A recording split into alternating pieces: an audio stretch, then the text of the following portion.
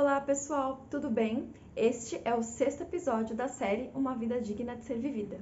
Neste episódio nós vamos falar um pouquinho sobre a importância do casamento entre o manejo e o bem-estar. Sabemos que essas duas práticas elas têm que conviver e caminhar juntas. Mas será que na prática é isso que acontece? Para bater esse papo hoje com a gente e responder essa e outras perguntas, nós convidamos o biólogo Igor Moraes. O Igor vai falar um pouquinho para nós sobre a importância das duas práticas caminharem juntas. Igor, é com você.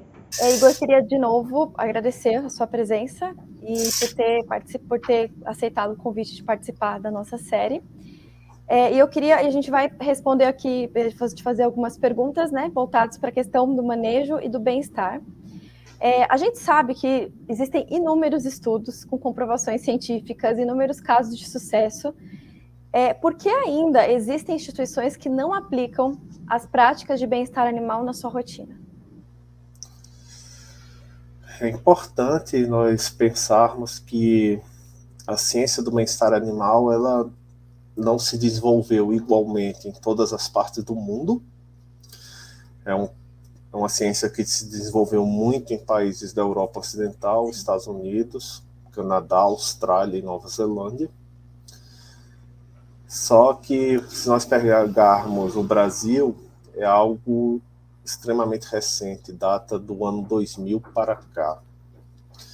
Então, como se trata de algo muito recente, então, infelizmente, ainda são poucas instituições no Brasil que, de fato, aplicam bem-estar e a maioria dos profissionais ainda engatinha ou confunde vários conceitos relacionados a bem-estar.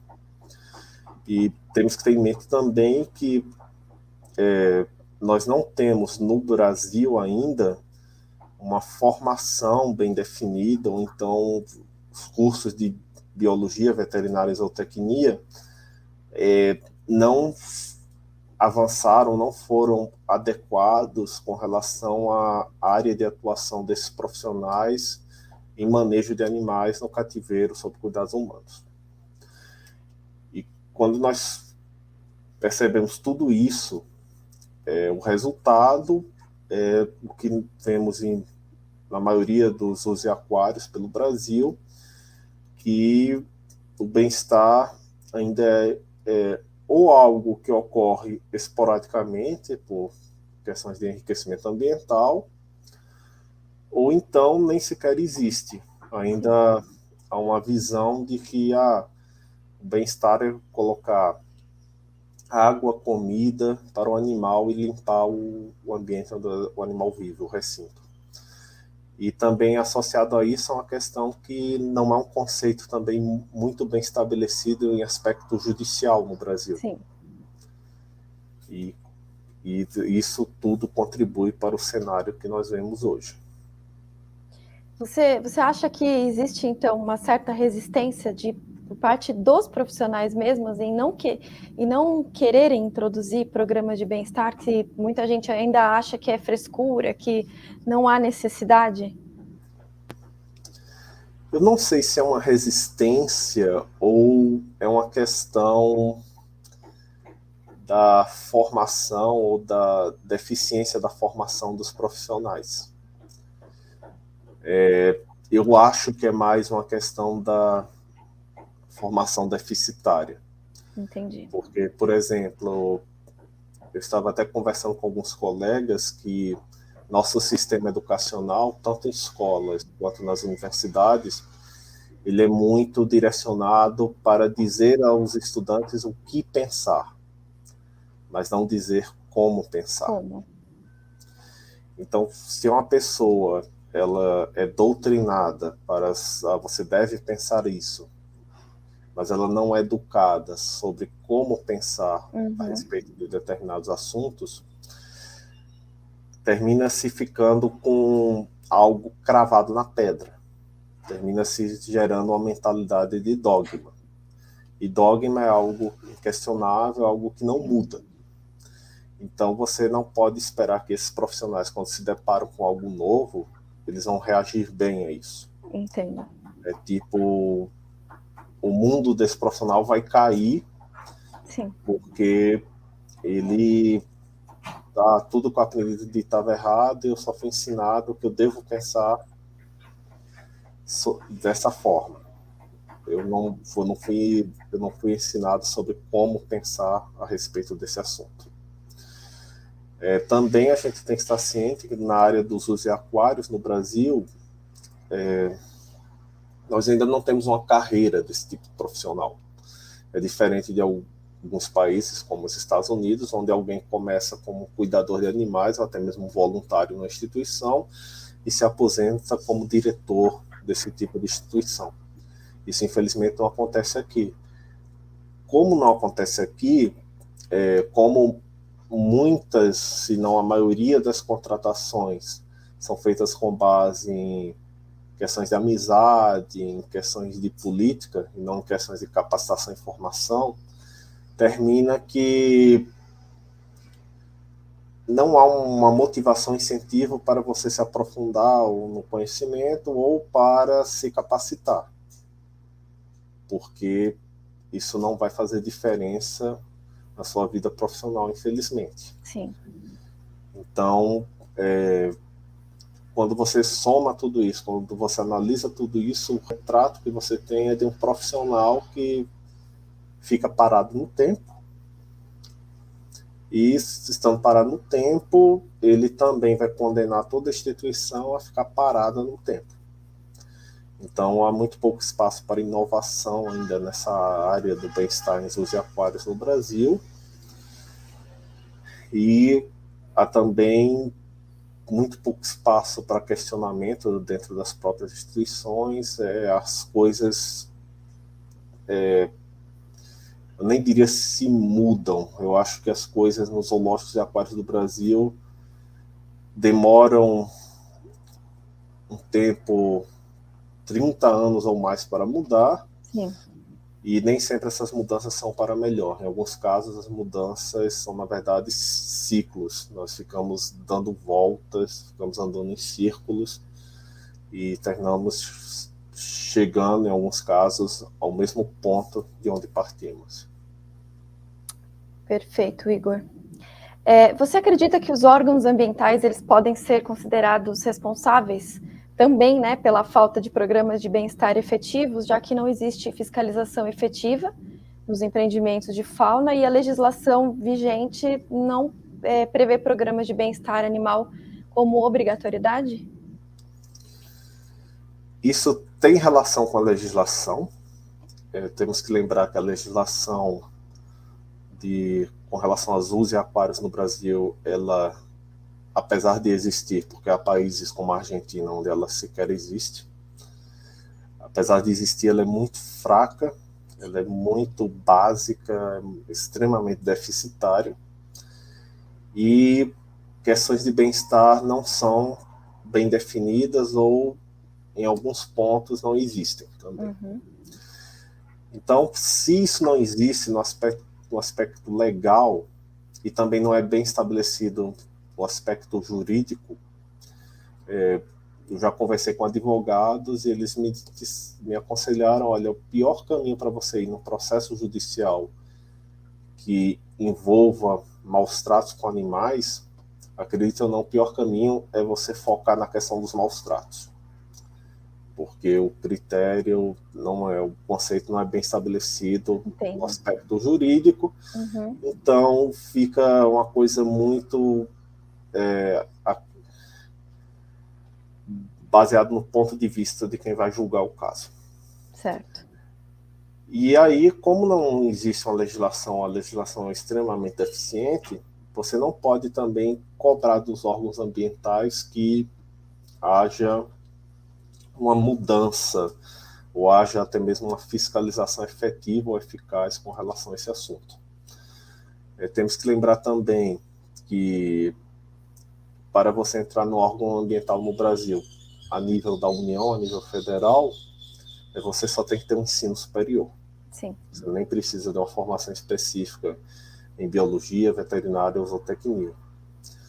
E quem for ver uma prova de concurso para esses órgãos também irá constatar que é uma prova, basicamente, você seleciona cara crachá. Quem fica fechado naquele quadrado e não há um incentivo. Também quem entra termina... Acontece duas coisas. Ou a pessoa fica... não importa o que eu faça, eu vou receber meu salário, então não preciso me dedicar muito a esse assunto.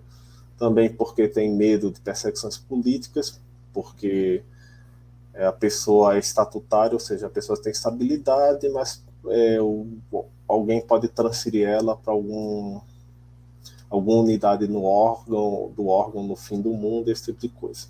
Sim. Outra coisa que acontece também é que, como a prova não seleciona por conhecimento em áreas da biologia, veterinária ou zootecnia, para vocês terem uma ideia, geralmente cai apenas 3 questões muito simples relacionadas à biologia nessas provas. Então, a pessoa, ela é potente, ela é embasada com certo poder público, mas como não foi avaliada a questão do conhecimento, a pessoa mistura crenças pessoais com o poder que ela tem. Sim. Então, isso é uma receita para muita confusão. Infelizmente, nós permanecemos ainda bastante atrasados nessa questão legal do bem-estar aqui no Brasil. É diferente de países como o Reino Unido e a Alemanha, por exemplo. Na Alemanha, recentemente, foi aprovada uma lei de que impede que você impossibilite o voo das aves. Ou seja, corte de penas das asas que alguns zoológicos fazem para manter flamingos, abutres e outras espécies de aves em recintos abertos não vão ser mais possíveis. Então, todos os zoológicos na Alemanha que têm essa prática vão ter que transitar, mudar esses animais para recintos fechados. E isso é bastante interessante porque isso mostra a visão não só que os administradores e governantes desse país têm, mas também a pressão da opinião pública com relação a leis mais baseadas que consideram o aspecto do bem-estar. Também, tanto na Alemanha quanto na Suíça, se você quiser ser um cuidador de animais em zoológico, você não só tem que ter uma formação, uma graduação na área, mas fazer um curso específico de 3 anos. Você só pode assumir um cargo de cuidador se você tiver atender esse requisito. Então, também, se nós formos considerar o Reino Unido tem padrões, parâmetros de manejo para animais em cativeiro que são muito altos. Até mesmo se formos olhar para Portugal, recentemente irá aprovar que o bem-estar como conteúdo programático do ensino básico no país. E, inclusive, o Zoológico de Lisboa foi convidado para participar e na concepção do conteúdo programático com relação ao bem-estar de animais selvagens. Então, é uma questão que em países mais desenvolvidos está avançando bastante, ainda bem, mas aqui no Brasil nós ainda, infelizmente, engatinhamos. Aqui então tem que haver uma reforma da legislação mesmo para que os órgãos ambientais consigam, né, eles sejam obrigados realmente a fiscalizar mais essa questão, porque como não está previsto, então não tem por que eles fiscalizarem, né? Mesmo existem técnicos ali, né, dentro do IBAMA mesmo, ou por exemplo, aqui na Secretaria Ambiental de São Paulo, eles sabem da importância, né? Mas acabam que não existe essa rotina também de fiscalização do órgão ambiental chegar até a instituição, né? Eles normalmente avisam que vão chegar e a gente sabe que sempre tem aqueles jeitinho, né? De esconder uma coisa aqui, a gente sabe que isso daí acontece, né? Então não tem essa rotina, esse costume de fazer esse tipo de trabalho. Então a gente sabe que muita coisa ainda tem que, muita coisa tem que melhorar em todas as esferas, né? Sim. Se nós pegarmos, por exemplo, claro que isso pode ser feito por outros meios, sem ser basicamente um aspecto legal. Claro que um aspecto da legislação é algo mais forte. Mas, para dar um exemplo da Associação Norte-Americana de Zoos e Aquários, cuja sigla é EZA. A EZA ela tem seu processo de certificação, ou seja, para qualquer instituição entrar na EZA, ela tem que atender uma série de parâmetros que são disponibilizados publicamente, e quando a instituição se propõe a entrar nessa associação, ela recebe uma comissão. Essa comissão vai vistoriá-la, vai ver se ela atende a cada um desses parâmetros, e esses parâmetros são bastante rígidos, tanto é que a maioria dos melhores zoos e aquários do mundo fazem parte da EZA. Se nós considerarmos que Estados Unidos e Canadá juntos têm mais de 2.500 zoológicos e aquários, nós só temos 243 que são membros da EZA. Claro que esses 243 não se restringem só a Estados Unidos e Canadá. Temos zoológicos também na Colômbia, Argentina, Coreia, em alguns países europeus. E esse critério, o que é que acontece? Essa certificação ela não é estática. Esses parâmetros estão sempre mudando conforme nosso conhecimento vai avançando. E se você pegar os manuais de manejo que essa associação faz para várias espécies, você vai ver que eles colocam lá os parâmetros vigentes naquele momento, mas eles sugerem que você sempre vá um pouco além. E até mesmo eu já conversei com profissionais que são dessa associação, e eles dizem, quando a gente projeta algum recinto, só para citar um caso, a gente sempre projeta colocando 10, 15, 20% a mais. Sim. Porque a gente sabe que a tendência é sempre avançar, e se a gente só faz dentro dos parâmetros vigentes, é muito provável que o recinto se torne desatualizado, fique fora do que é regulamentado muito rapidamente. Então, existe esse caminho, diria, independente, por meio das associações de zoos e aquários, que pode ser feito também. A Associação Europeia também tem alguns parâmetros.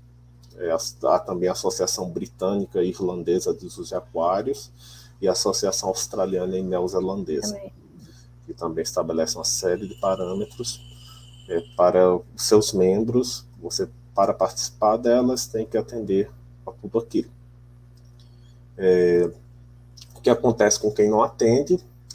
Há 2 exemplos recentes: o zoológico de Pittsburgh, nos Estados Unidos, que foi expulso da EZA por não concordar com o contato restrito com elefantes.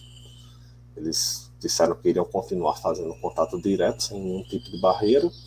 Então, os elefantes foram a base que justificaram a expulsão do zoológico de Pittsburgh da EZA. E o ano passado tivemos a expulsão do zoológico de Columbus, porque houve uma denúncia de que eles comercializavam animais, principalmente felinos, com os chamados zoológicos de beira de estrada. Sim. Zoológicos de baixo padrão. Quem assistiu aquela série A Máfia dos Tigres, sim, sabe do que eu estou falando. Sim. Muito, muito legal, Igor. Durante a sua vida profissional, você tem algum exemplo, algum caso para contar para a gente, onde as práticas de bem-estar animal elas foram utilizadas com sucesso, né, na questão do manejo? Bem, tem alguns. O primeiro caso foi no início da minha carreira nessa área, quando eu fiz meu primeiro estágio na graduação no zoológico da minha cidade natal. E eu fui fazer esse estágio por causa de um chimpanzé que vive nesse zoológico. Ele passou 45 anos da vida dele em uma jaula de barras de ferro e concreto. E eu consegui, depois de muita conversa, e também tive uma abertura na época da equipe que trabalhava lá, para construirmos um recinto novo para esse chimpanzé. Não ficou um recinto perfeito, não ficou um recinto ideal, mas foi o que eu consegui na época, e também melhorou bastante a qualidade de vida dele. Ele passou a ter um espaço com vegetação natural, com um lugar para escalar. E o que me marcou é que quando ele foi solto nesse espaço, em 2007, a primeira coisa que ele fez foi olhar para o céu. E no recinto antigo isso não era possível. A minha outra experiência, assim, mudanças, tem a ver com o trabalho no Zoológico de Brasília hoje. De 2007 para cá, nós avançamos muito no manejo dos elefantes, no cuidado com os elefantes. Temos agora um brete para condicionamento com esses animais. Também passamos a colocar areia, camas de areia na área de manejo, porque o elefante consegue cochilar em pé, mas para ele dormir realmente ele precisa deitar. Inclusive, a impossibilidade do elefante deitar está associada a vários comportamentos estereotipados e também comportamentos anormais, principalmente aquele balançar da cabeça que você vê em alguns elefantes em zoológicos. Só que o elefante não deita em substrato duro e tem dificuldade de deitar em substrato plano. Ele precisa de um substrato inclinado e fofo. Então foi essa a razão de nós olharmos manuais de manejo para elefantes, tanto na Associação Norte-Americana quanto no Reino Unido, implementarmos estas camas de areia. Bacana. E existiram casos do contrário, da falta das práticas de bem-estar e que levaram a consequências graves no manejo de algum animal, algum animal até chegar a óbito, entrar em óbito por conta da falta de práticas de bem-estar? Infelizmente, a ausência de práticas de bem-estar é bastante comum no mundo dos zoos e aquários do Brasil. Eu já participei de algumas vistorias acompanhando o Ministério Público em algumas instituições a respeito dessa questão. Eu já vi até uma ilhama amarrada dentro de uma cozinha, porque não tinha espaço para colocar a ilhama, amarraram e colocaram a ilhama dentro de uma cozinha. Eu já vi tatus em recintos completamente cimentados, antas em recintos onde havia um tanque com água, mas a anta não conseguia entrar no tanque, e se entrasse não conseguiria sair, porque não havia um acesso adequado para uma anta. Já vi casos de tentativas de fazer enriquecimento social, de consorciar espécies diferentes no mesmo recinto, mas a equipe da instituição não pesquisou adequadamente a biologia de cada espécie, colocou presa com predador, e um dos animais terminou matando o outro. Eu já vi casos de animais que transmitem doenças convivendo abertamente com animais de determinado zoológico. Já vi animais em ambientes completamente tomados por fungo, tendo até problemas respiratórios. Então, assim, infelizmente, cenas ou cenários ou situações como estas ainda são muito comuns em zoos e aquários do Brasil. Não deveriam ser, mas são. Sim, infelizmente, a gente sabe que tem muito ainda, né? Bom, começando agora a entrar um pouquinho na parte de conservação, você acredita que as práticas de bem-estar, elas são... como que a gente consegue utilizar as práticas de bem-estar animal em manejos de espécie in situ? Essa é uma questão bem interessante que tem se tornado cada vez mais relevante nos últimos anos. Como é o bem-estar do animal no ambiente natural e como mudanças ambientais causadas pelo ser humano estão influenciando essa questão do bem-estar. Acredite ou não, hoje é até possível você utilizar condicionamento, treinamento por reforço positivo no ambiente natural. Isso está sendo feito com elefantes na África do Sul.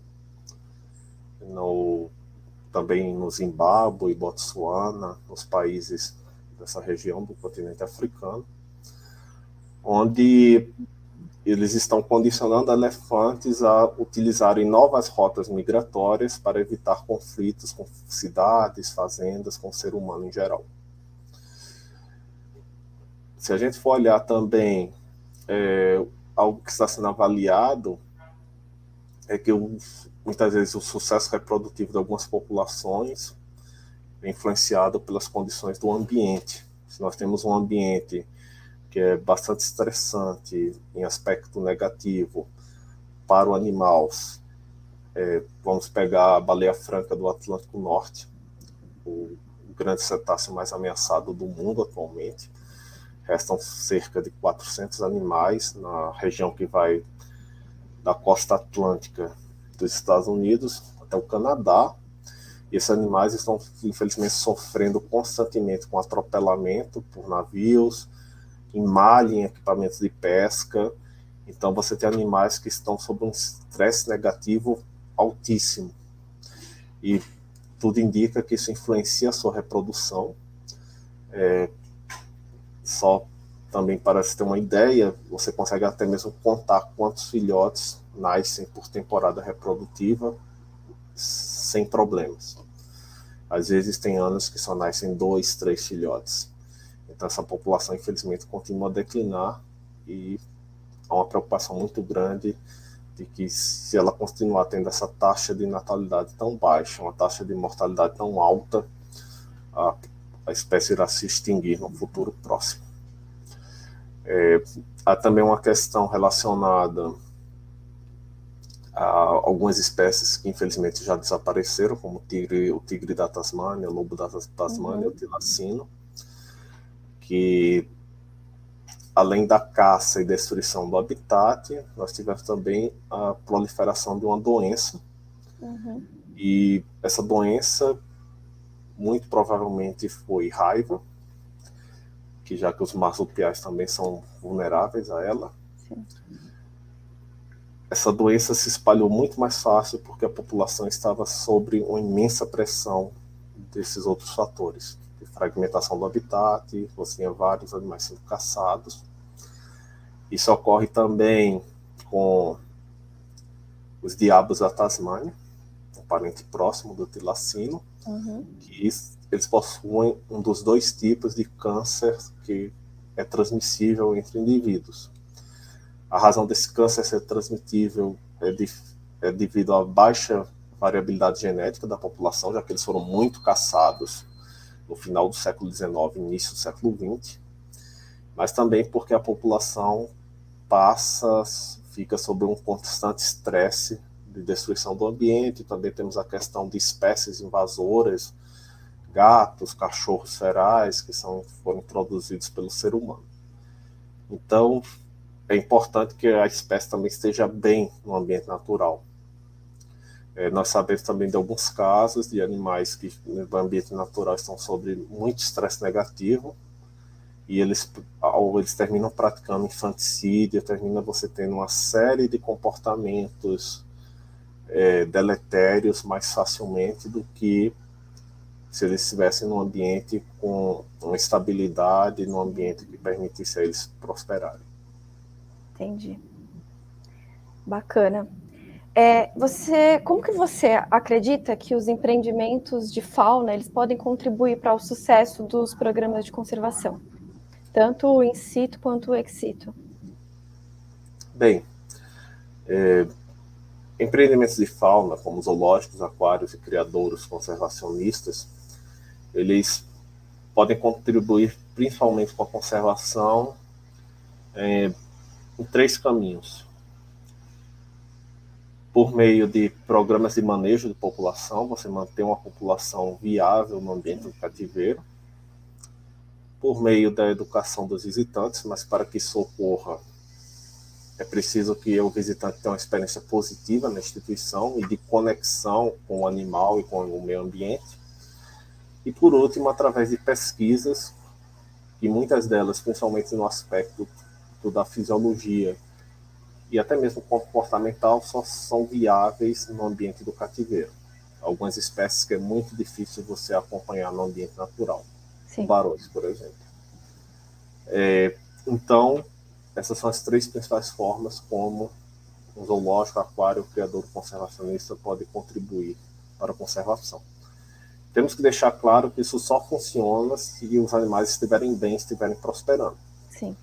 Há uma confusão muito grande, principalmente no Brasil, entre conservação e bem-estar. Para haver conservação tem que ter bem-estar, mas haver bem-estar não significa que há conservação. Sim. Um depende do outro, mas o outro não depende do um. Então, é importante deixar isso bem claro. Sim. E é muito importante ter um trabalho em conjunto entre diversas instituições. Conservação não é uma coisa que se faz sozinho.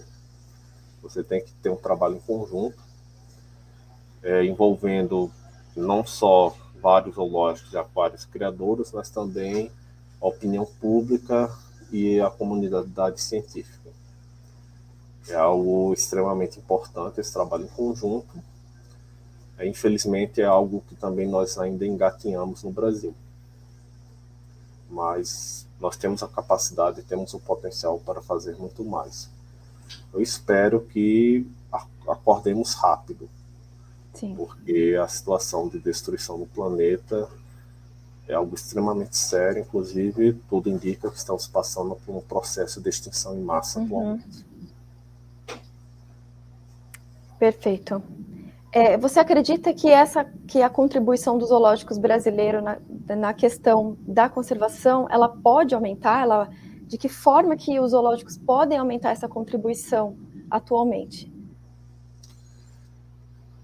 Olha, eu não conheço um zoológico em aquário que, por pior situação que esteja, não possa ser reformulado, não possa ser reformado para o conceito moderno. É importante deixar claro que a conservação é um princípio existente apenas no conceito moderno de zoos e aquários. A questão é, existe força de vontade se quer mudar para melhor? Isso é que é o mais importante.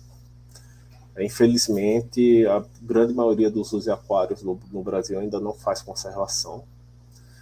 Se existe confusão com relação a conceitos relacionados a bem-estar, quando vamos para os conceitos relacionados à conservação, a confusão é maior ainda. Sim. O desconhecimento, infelizmente, também. Então, há o potencial para fazê-lo.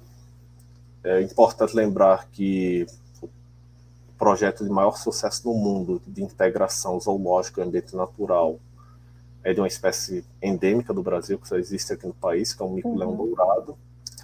Mas também é importante lembrar que quando os zoológicos brasileiros começaram a participar desse programa, ele já estava muito bem estruturado, já estava andando, funcionando muito bem, por meio de zoológicos no exterior há bastante tempo.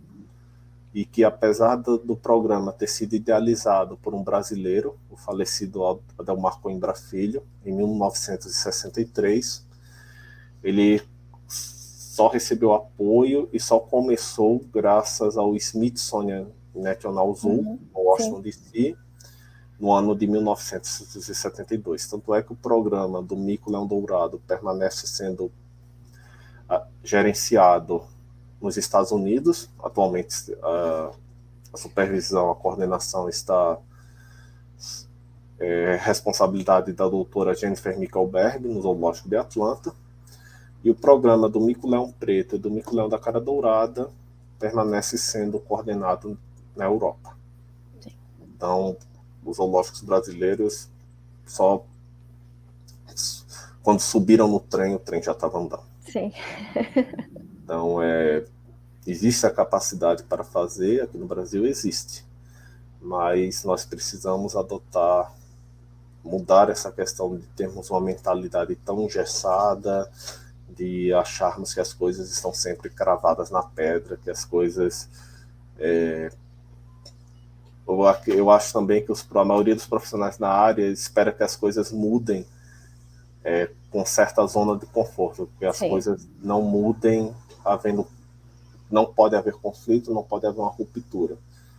Mas eu desafio alguém a olhar para a história e me dizer alguma mudança para melhor ou pior na história da humanidade que ocorreu sem conflito ou sem alguma ruptura. Sim. Até o momento eu não conheço. Se alguém conhecer, por favor, peço que me mostre. Tá certo. Muito, muito obrigada, Igor, pela sua participação nesse episódio. Foram informações muito relevantes. Acredito que muita gente aqui vai refletir sobre tudo isso, né? Ruminar tudo isso. Então, muito, muito obrigada. Agradeço mais uma vez pelo convite. Qualquer coisa, estou à disposição.